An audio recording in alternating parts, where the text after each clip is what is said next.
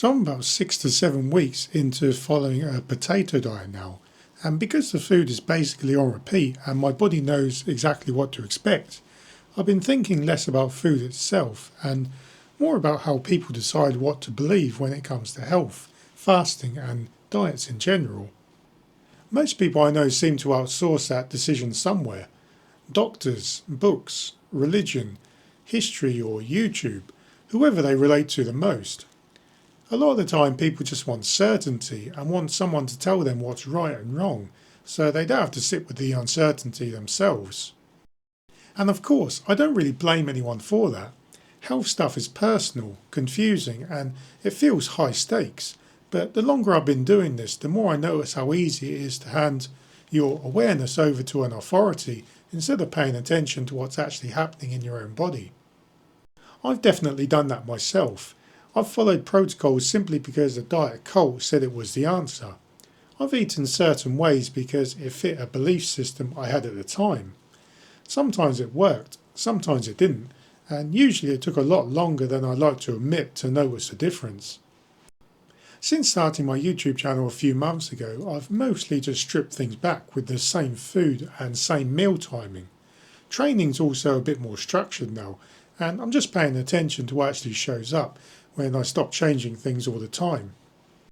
I keep an eye on things like energy, mood, appetite, sleep, how training feels and whether my weight stalls or moves.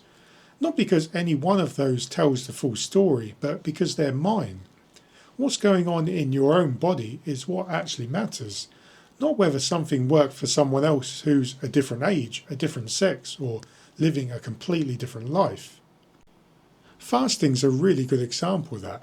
It's been around forever. It shows up in medicine, religion, history and survival. It's so tied into human evolution, and yet now if you go a few hours without food, it can feel like you're being told you're doing something wrong. I don't even remember where I first heard it, but as a kid I was always told if you don't drink water for 3 days, you die. Stuff like that just sticks. Growing up, food was a big deal in my home. I was pretty much taught that you needed to eat every few hours or something would go wrong. It's hard to explain in a sentence, but that mindset stuck, and it's another reason I spent a lot of my early years just constantly eating.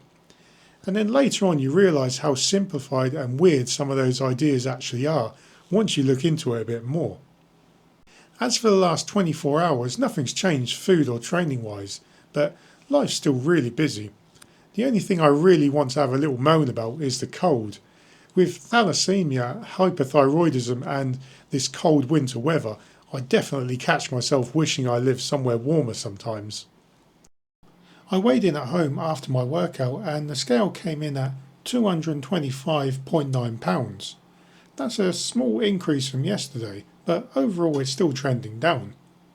I actually find it interesting that I'm doing almost the exact same thing food-wise every day and my weight still moves around.